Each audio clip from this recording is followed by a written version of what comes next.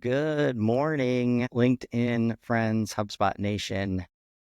Happy Wednesday, February 26th, 2025. Here for another episode of Let's Build Profoundly, introducing our early pros leading up to our kickoff event next week in 8 days already. Can't even believe it. But we're here with Steve Christian today. How you doing, Steve? I'm doing great this morning, Chris. How are you? I am doing well, doing well. Thank you. And I appreciate you getting up early with me today on the West Coast. We've had a few. That's how committed these pros are, folks. They're willing to get up early As long as I on have the my West tea, Coast. I'm usually okay. There you go. What kind of tea are we usually drinking? Oh, Black. it's Yorkshire black tea, yeah. So it's strong British variety, yeah. There you go. Go. Well, that'll help us dive right in then. Where we usually start is what's your HubSpot expertise and how did you get it? Wow, yeah, that's interesting. I will start by answering the second question, which is how did I get it?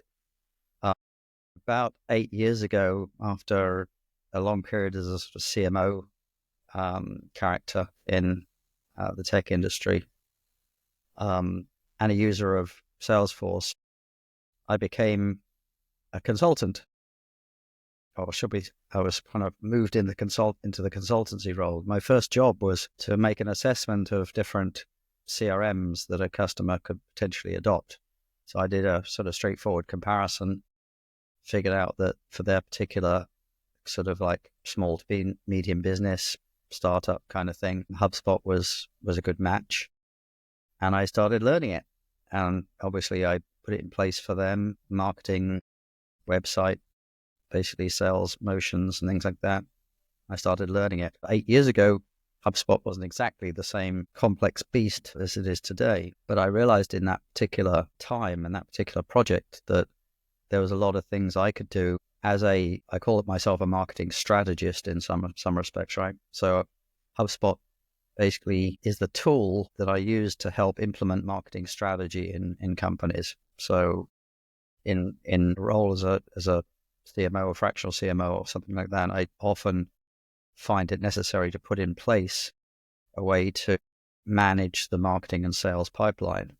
HubSpot is my preferred tool to be able to do that. And in that sense, I'm sweeping away a bunch of spreadsheets, ad hoc, in shared inboxes in various different email tools and things like that, and putting in place foundations for automation, for campaign management, and for the reporting on those things that many companies just completely miss.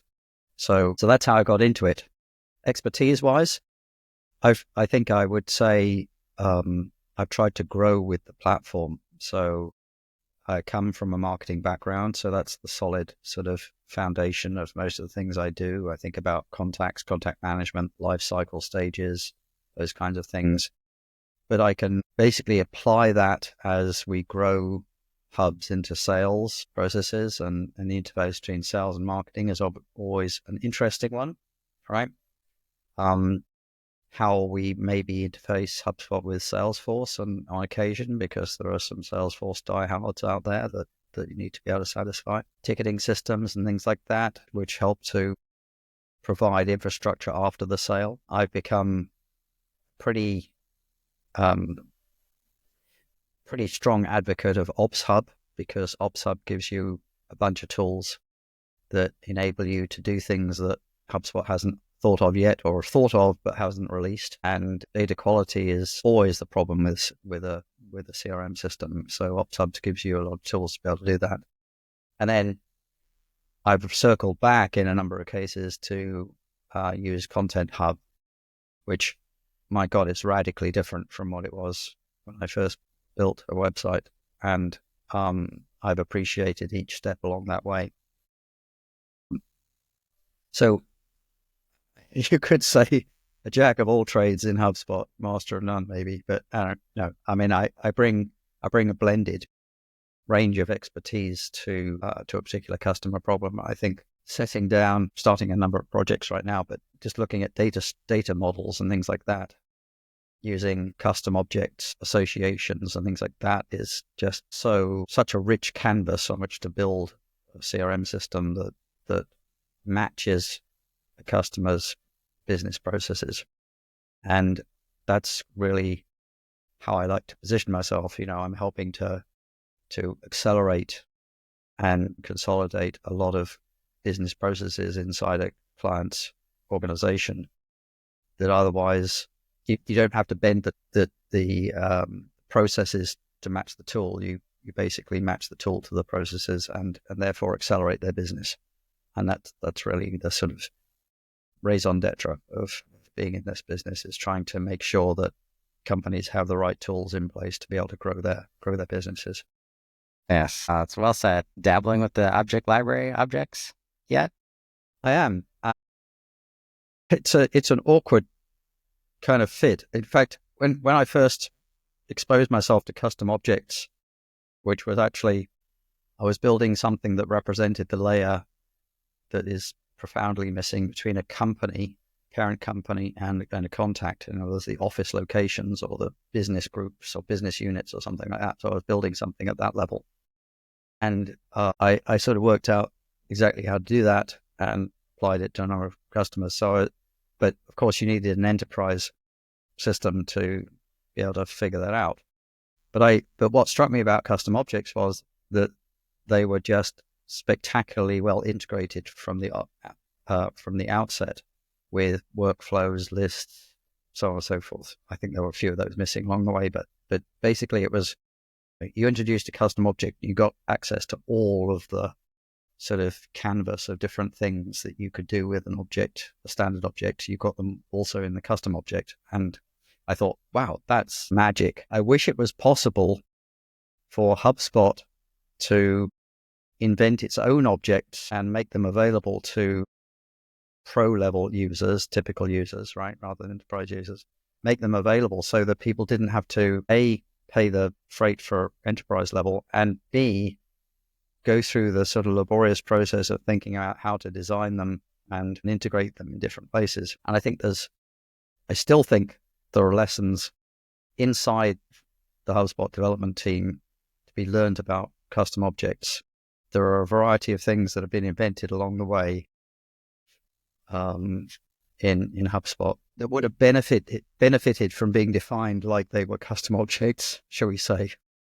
I don't know whether to slam a few things here, but some of the more awkward integrations or awkward features and functions inside HubSpot are awkward because they didn't adopt a model that would give them access to all of the supporting kind of features, functions, lists, workflows, UI screens, and so on and so forth. They didn't adopt the infrastructure that already was in place.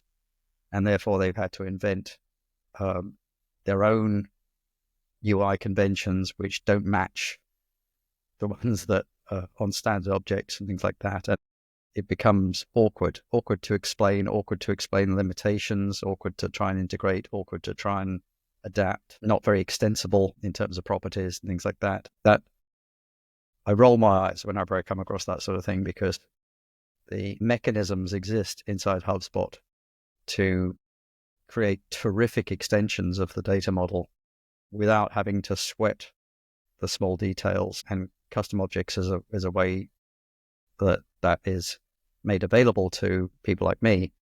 And the object library is a way to try and make it available to people at the lower tier in a packaged form. So I applaud that move. I always have little problems with some of those custom object libraries, but the movement it's moving in the right direction, and presumably that library will grow over time. May even solve my original problem of the office level of abstraction. You never know.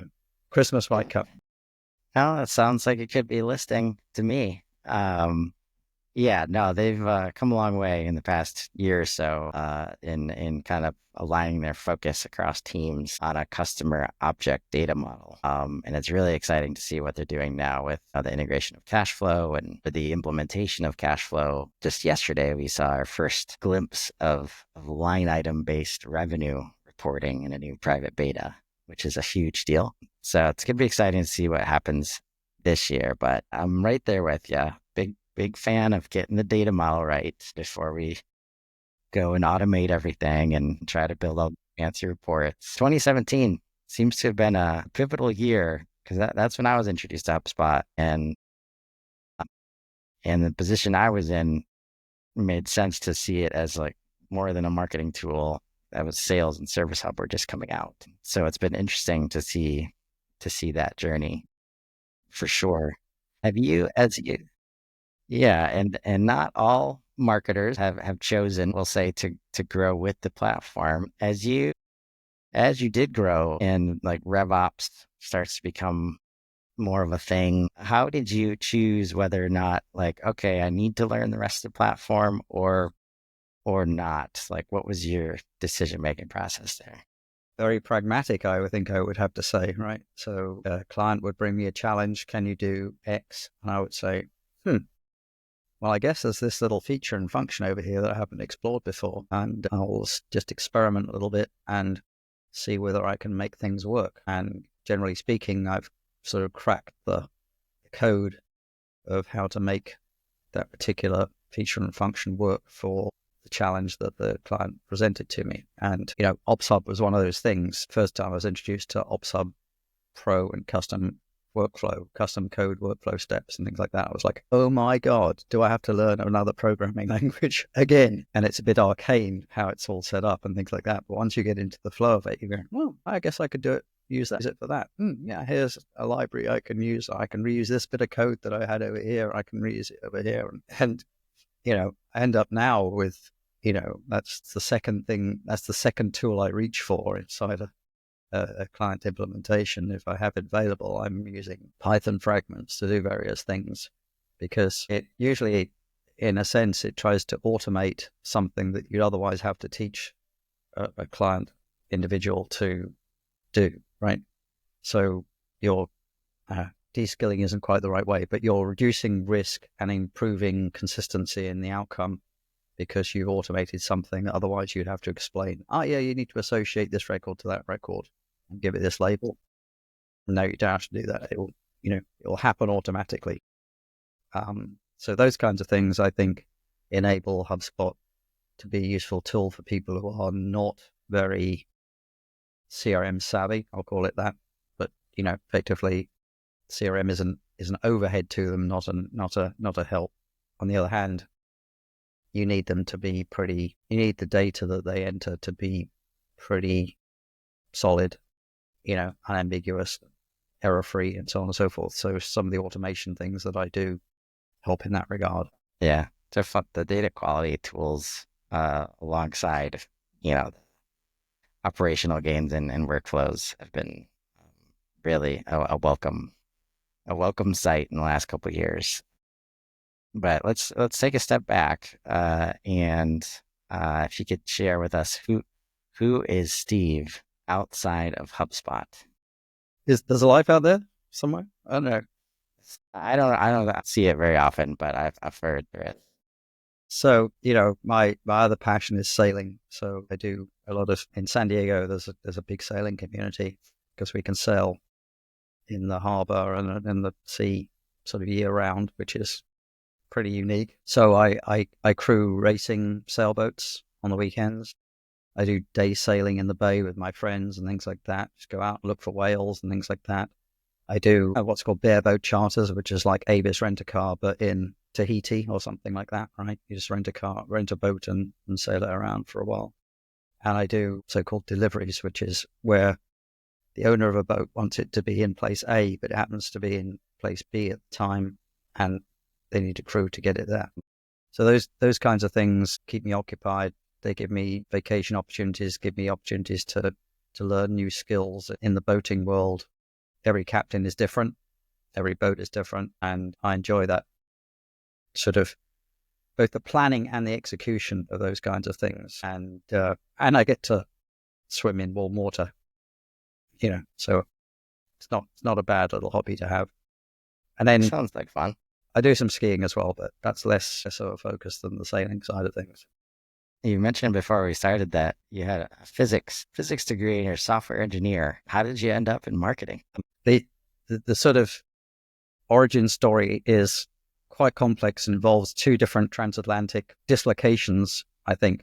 but I will call it by saying I was in the video space. I helped to design some satellite TV receivers and things like that from an applications point of view. So putting together both hardware and software. So understanding the system, understanding the chipsets, understanding the coding of the satellite signals and things like that. So it was actually direct TV satellite receivers and things like that. And so I helped in a previous role to develop the chipset and the software that supported the chipset and the reference hardware design, as we called it at the time, and the reference software stack for a DirecTV satellite receiver. And I found myself being a project manager of that exercise. I wrote a lot of software, but I found myself being a project manager of that exercise, but also being on the front line of trying to explain it to customers. I was working for a chipset company at the time, so it was all in the interest of selling the chipset for this particular application. I went around the world and introduced this chipset idea and the reference design idea to all these different customers. I realized I was using more PowerPoint than I was C compilers. And at some point, I was offered a job in San Diego, and I decided that this was going to be a marketing job, a technical marketing job, I guess, at the time. And I sort of left the C compiler behind and went completely into the PowerPoint world and spent the next probably 10 years whiteboarding solutions for people, which basically was selling projects and promoting a services business to people. So, I was in England, I was a software engineer, and as I sort of landed in America, I became a marketing dude, and that was 28 years ago. So I haven't looked back too much since then. Yeah. Although I did explain to you that today's marketing actually involves a lot of software as well. Ironically, my career is kind of pivoting back to some of the software engineering side of things. So anyway, yeah, whole other it story. certainly can. Yeah, not that unusual of a story in my experience. Subject matter experts being so good at what they do that they're asked to then present it to other people, and then they happen to be the best presenters at it. And naturally, that goes into messaging and knowing your audience and all that stuff. So yeah, makes that's sense. kind of the way it turns out. Yeah, and then you kind of retrofit the academic side of marketing to it, do an MBA or something like that, and say, oh yeah, that's why we do that. Yeah, that's why it's been working for me. Okay. But I'd love your take on the event we've got coming up next week. Finally kick off. We've got 8 great tracks. HubSpot admin, web developer, integration developer, RevOps, marketer, AI, solopreneur, and founder. Of those 8, which one are you looking forward to the most? Well, they all have a great deal of interest for me, but I have recently volunteered to help out on the solopreneur sort of track in the Profoundly community. So I'm going to be watching that and see what comes up in that particular track pretty closely. Being a solopreneur, well, I both think on good weeks, I think I know how it's done. And on bad weeks, I'm like, what the hell am I doing here? Yeah. Somebody just give me a job and pay me, right? So I'm interested in understanding that, how people drop into that mode, how they find a way to swim rather than just sort of tread water. Again, it's, perhaps there's a role, as I do, for some of the tools and things like that from HubSpot to be applied to making life somewhat easier. And so I don't have tons of tools and things like that, but I do have tools that help me to manage the business side of things and manage the marketing side of things. But I have to say, my website is, it needs some help. And That it's one of those happens. things where, the cobbler's children go around unshod. It's one of those, that's the kind of thing. So you don't spend the amount of time you need to actually keep your own infrastructure necessarily on completely up to date. But yes, that's an interest area, is how might my experience of launching into the consultancy role and being a solopreneur in the HubSpot world, how could I help other people do that? What can I learn from other people's experience? And so that's what I'm watching for. Awesome. Yeah, we've got Stuart Balcom leading that one, and he's got a good set lined up. And sandwiched in between, he's given a great keynote on how to do content as a business, like inside of there. But I'm glad you bring that up, and I'll just ask, like, we can test your chops right out of the gate. In this year, I think is a moment to see changes happening with impact of AI and a lot of uncertainty. Yet there are still a lot of people taking the first step or thinking about it on internal teams.